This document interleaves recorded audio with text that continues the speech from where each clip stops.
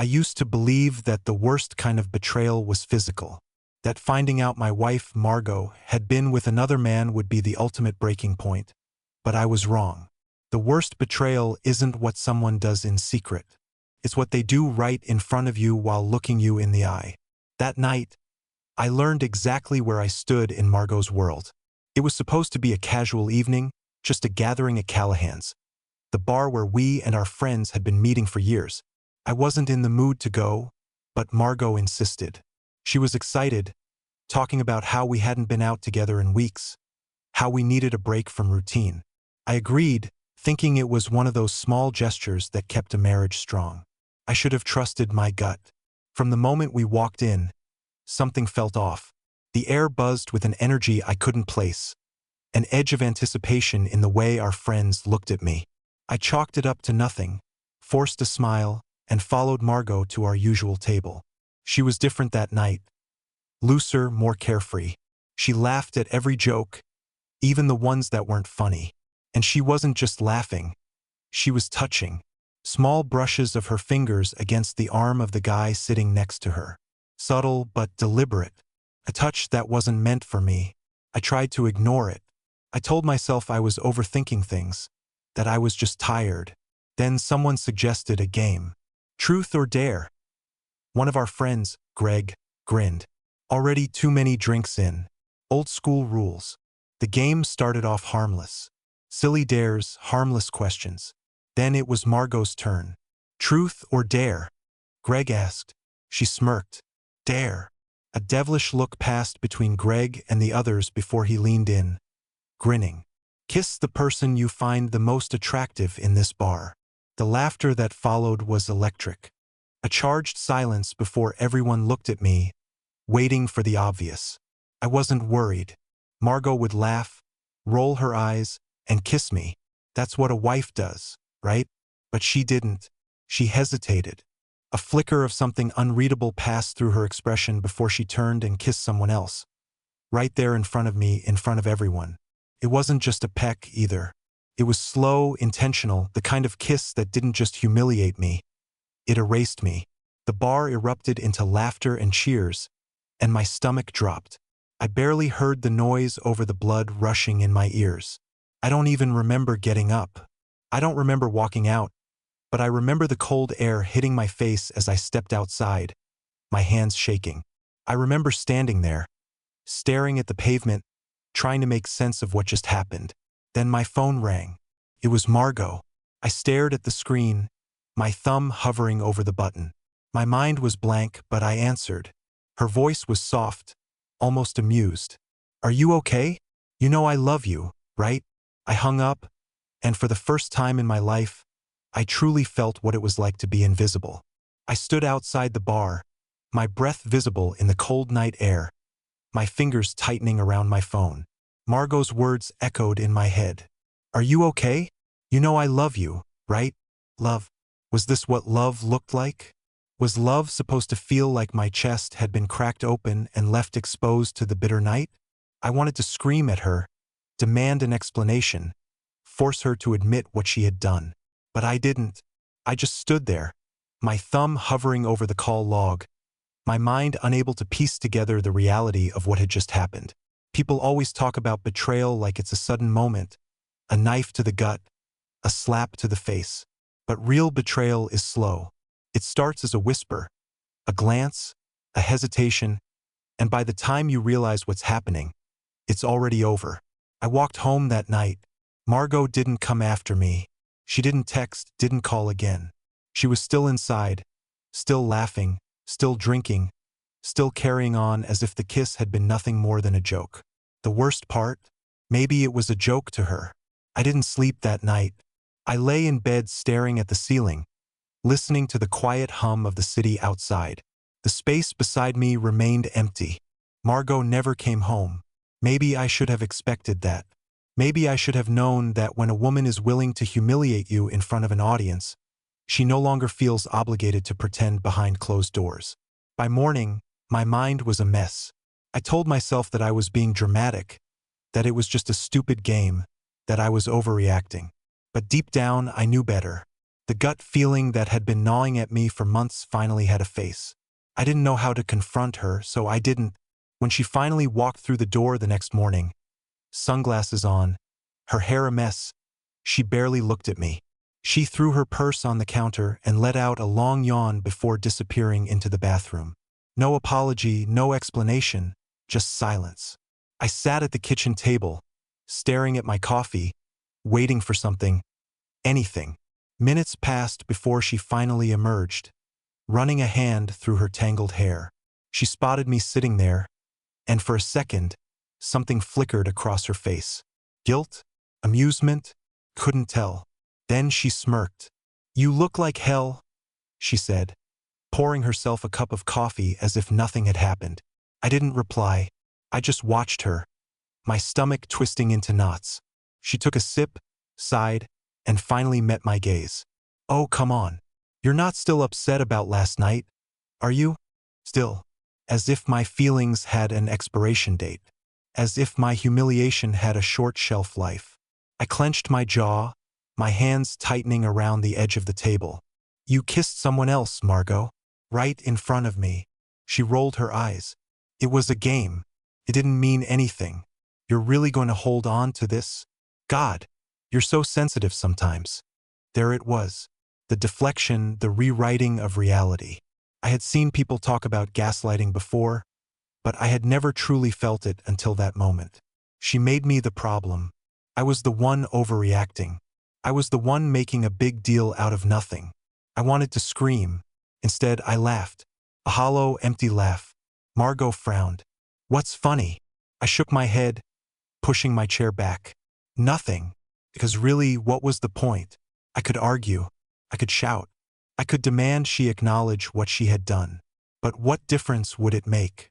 She had already decided that I was in the wrong. So, I did something I had never done before. I let it go. Not because I forgave her. Not because I was okay. But because in that moment, I realized something terrifying. This wasn't the first time she had disrespected me. It was just the first time I noticed. And I had a sinking feeling that it wouldn't be the last. I spent the rest of the day in a strange haze, my mind caught between disbelief and reluctant acceptance.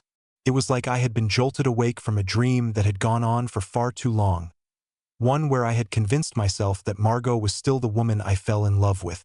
But reality had other plans. She carried on as if nothing had happened. By noon, she was humming in the kitchen, scrolling through her phone, sending texts between sips of coffee.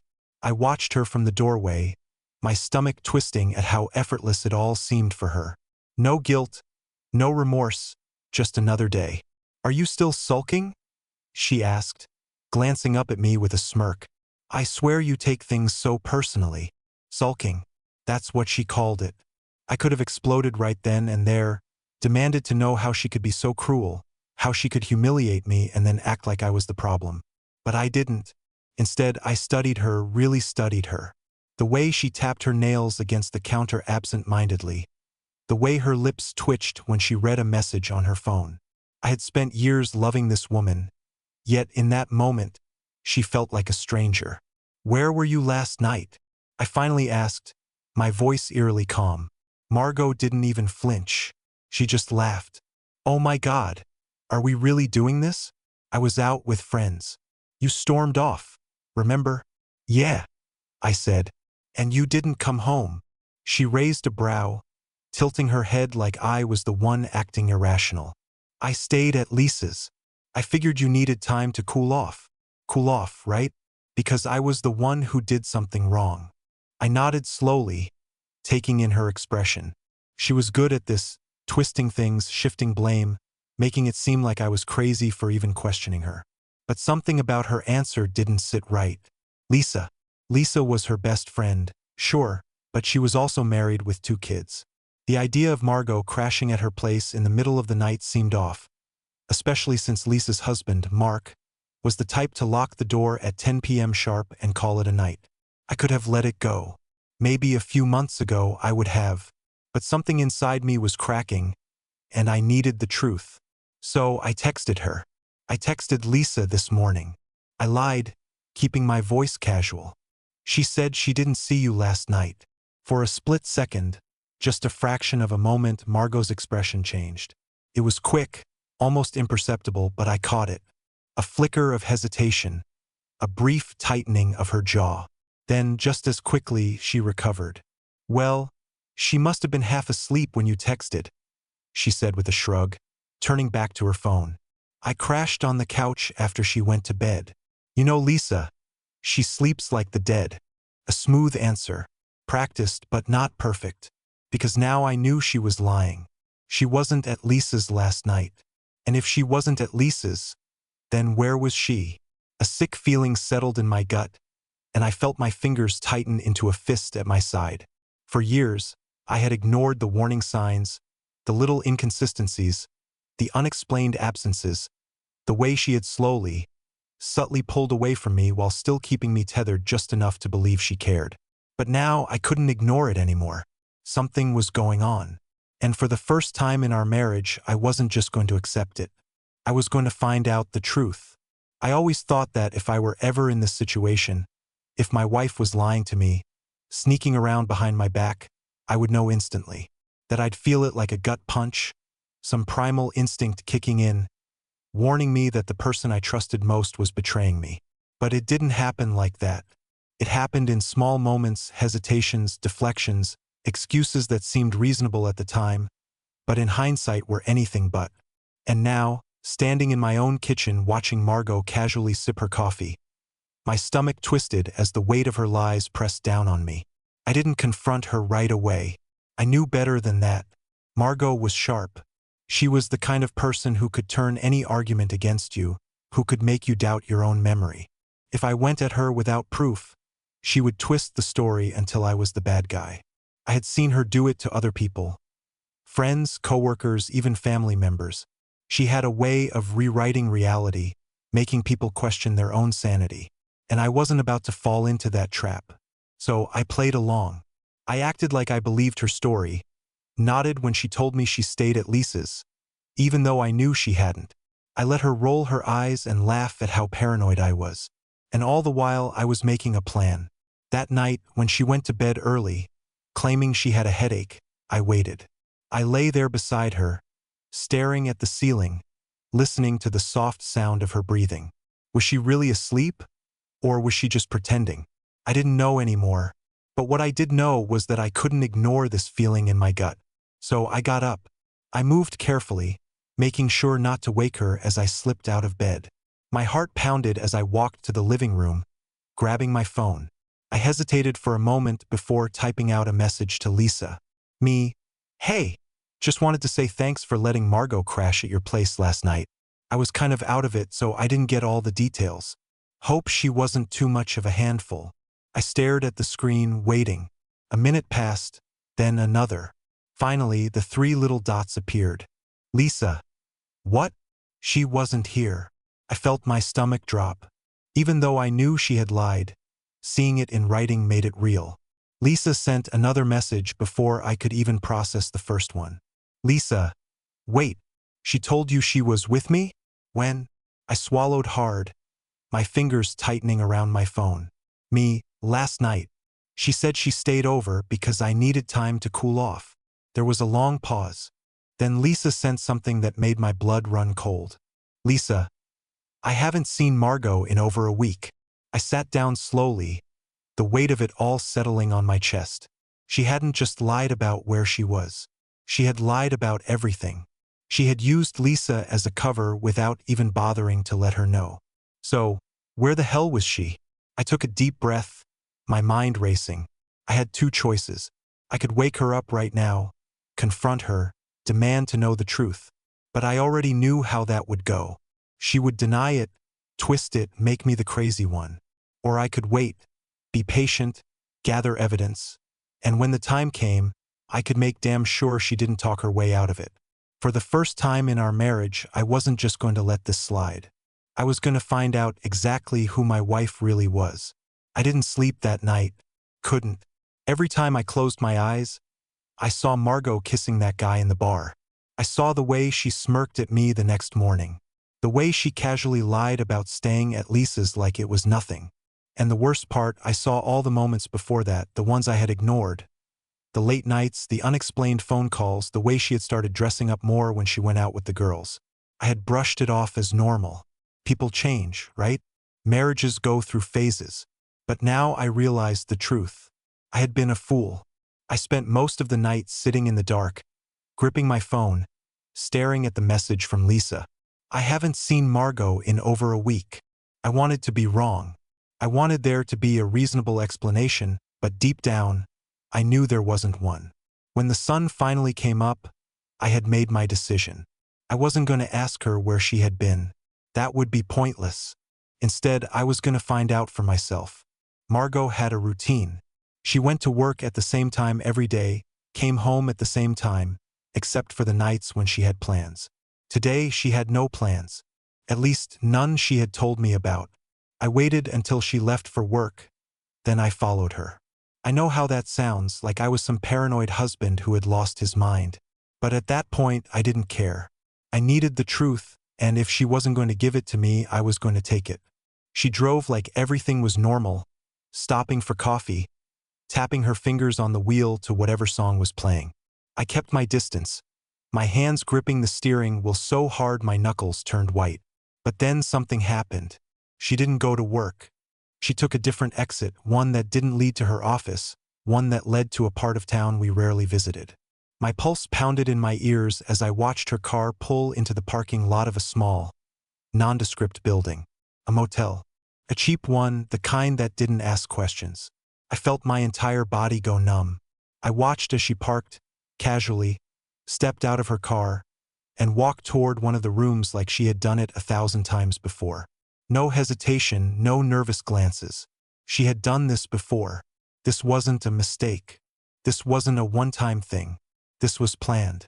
I sat there for what felt like forever, gripping the steering wheel, my mind racing. What was I supposed to do? Burst in there? Confront her? See it for myself? My stomach twisted at the thought. Instead, I forced myself to breathe, forced myself to think. I needed more than just my own eyes on this. So, I did something I never thought I'd do. I picked up my phone and made a call. Not to Margot, not to Lisa, but to someone who could help me make sure that when I confronted her, there would be no way for her to lie her way out of it. And that was when everything changed. I never thought I'd be the kind of person to hire a private investigator. That always seemed like something out of a movie, something desperate people did when they had no other options. But sitting in my car outside that dingy motel, gripping my phone so tightly my fingers ached, I realized that I had already lost control. I couldn't just go in there and demand answers. I needed proof, not just for my own sanity, but because I knew how Margot operated. If I confronted her without solid evidence, she'd twist the story, make herself the victim, and somehow I'd end up apologizing. That was her talent, rewriting reality. So I made the call. The PI's name was Walter. He had been recommended to me by a guy at work, someone who had gone through something similar. "He's discreet," my coworker had said, "and he doesn't mess around." That was exactly what I needed. Walter picked up after 2 rings. His voice was gruff, businesslike. I told him my situation, stripped down just the facts. My wife, the motel, the suspicion. He didn't ask unnecessary questions. "I'll take care of it," he said simply. "Give me the room number and I'll get you what you need." I didn't know how he worked so fast, but within an hour, I had photos. They arrived in a text, one after another. Grainy, but clear enough. Margot, a man I didn't recognize. The two of them entering the motel room together, her laughing, her arm casually brushing against his like it was second nature. And then the worst part, the final nail in the coffin.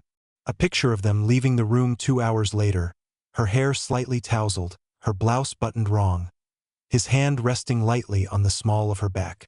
I felt sick. I had expected this, had known it deep down, but seeing it with my own eyes, that was something else entirely. I sat there in my car staring at the photos, my mind completely blank. What was I supposed to do now? Go home and pretend I didn't know? Wait for her to lie to my face again? No, I wasn't going to let her get away with this. For years, I had let her take control of our marriage. Let her dictate the rules, decide what was worth discussing, and what was better swept under the rug. But this wasn't something she could explain away. I wasn't the fool she thought I was anymore. So I waited. I watched as Margot drove away from the motel, her expression casual, like she had just finished running errands. And I followed her.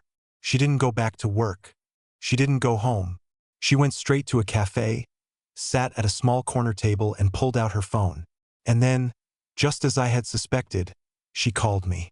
I watched her lips move as my phone vibrated in my hand. I let it ring. Then I answered. "Hey, babe," she said, her voice smooth, effortless. "Just checking in. How's your day going?" I could barely breathe. I stared at her from my car, just a few feet away, watching the way she sipped her coffee, completely unaware that I was right there. And that was the moment I knew. This wasn't just a betrayal. This was routine. She had done this before. She had lied so easily, so flawlessly that it made me wonder how many times I had fallen for it. And that was when something inside me snapped. I wasn't going to confront her. Not yet. I was going to let her dig herself deeper. And then, when she least expected it, I was going to take everything away from her. I sat in my car watching her, watching the way she twirled her straw in her drink, the way she leaned back in her chair, her expression unreadable. The same woman who had kissed another man in front of me just nights ago. The same woman who had walked into that motel room without hesitation, as if it was just another errand on her to-do list. And now she was here calling me, pretending like everything was fine. I could barely hear her voice through the phone. I wasn't listening to her words anymore. I was listening to how she spoke. The ease, the confidence, the way she sounded exactly the same as she always had, like nothing in our marriage had changed. But something had changed me. I had spent years believing in Margot's version of our life together, that we were happy, that the rough patches were normal, that the distance growing between us was just life getting in the way. But now, sitting in my car, staring at her from just across the street, I realized the truth. She had never been distant. She had just been elsewhere. I didn't answer her right away.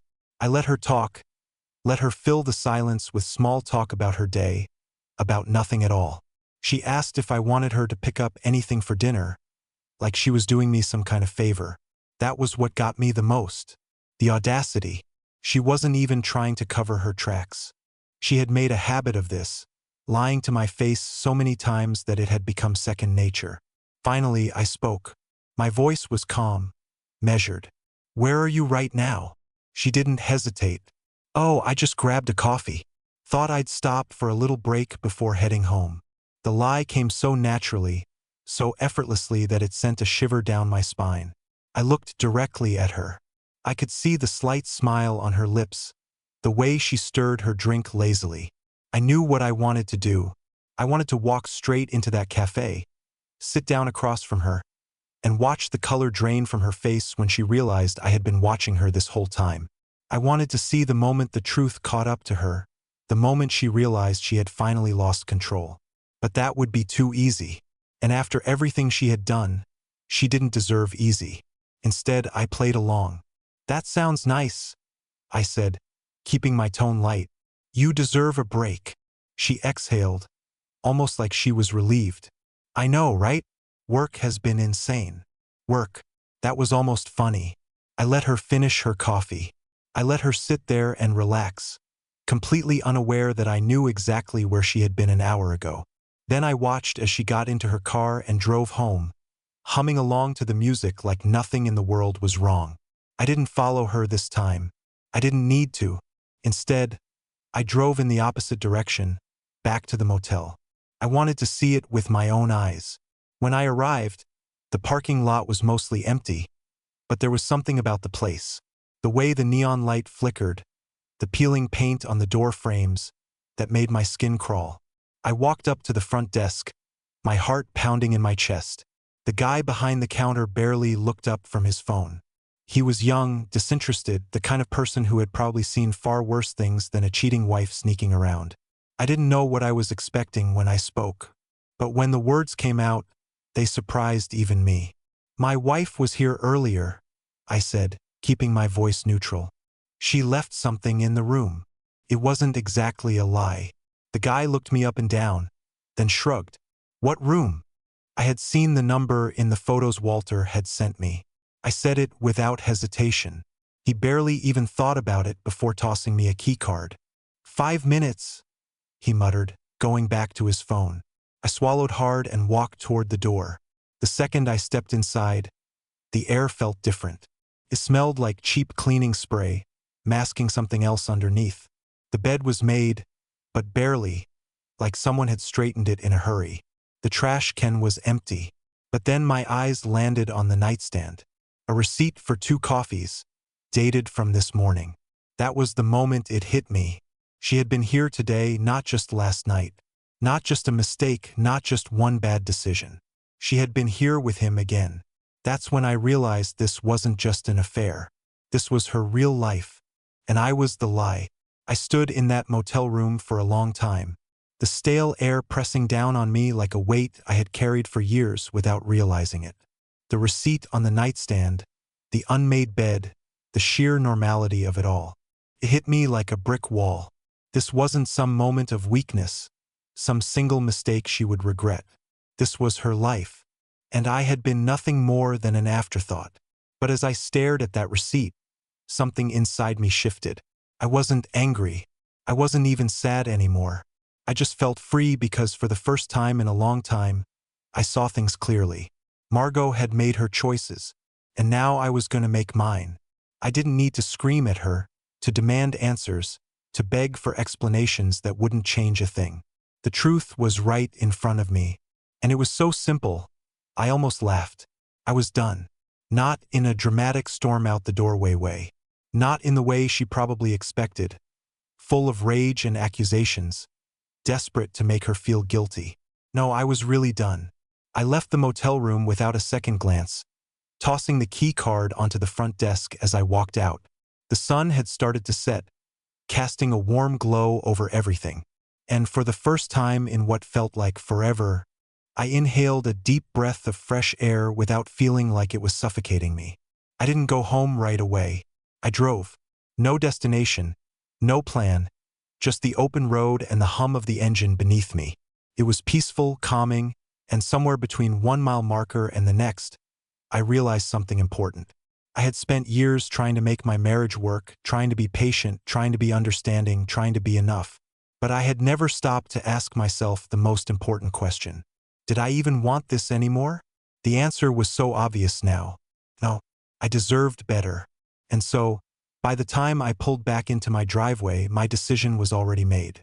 Margot was home, curled up on the couch, scrolling through her phone like it was just another normal night. She barely glanced at me as I walked in. "Hey!" she muttered, like nothing had happened. Like she hadn't been with someone else just hours ago. "I was thinking we could order takeout tonight." I almost laughed. Instead, I walked over to the coffee table, placed a single manila envelope down in front of her, and met her eyes for the first time in what felt like forever. "What's this?" she asked, sitting up, a small frown creasing her face. I didn't answer. I just smiled. Not bitterly, not angrily, just peacefully. Because inside that envelope was my way out. The divorce papers already signed. Margot stared at them for a long moment, blinking like she couldn't quite process what she was looking at. Then finally, she looked up at me. "You're serious?" she whispered. I nodded. "Yeah." 1,000 emotions flashed across her face. Anger, shock, maybe even regret. But none of it mattered anymore because I was already gone. Not physically, not yet, but emotionally, mentally. I had left her behind the second I walked out of that motel room. She opened her mouth like she wanted to argue. But for once, I didn't care what she had to say. I didn't care about her excuses, her justifications, or her regrets. This wasn't her decision anymore. It was mine. I turned away, walking toward the bedroom to grab my bag, the one I had packed in my car earlier, just in case. She called my name, her voice softer now, almost desperate. But I didn't stop. I just smiled to myself as I grabbed my keys and walked right back out the door. For the first time in years, I wasn't trapped. I wasn't waiting for things to get better. I wasn't hoping for someone else to change. I was free. And God, it felt good.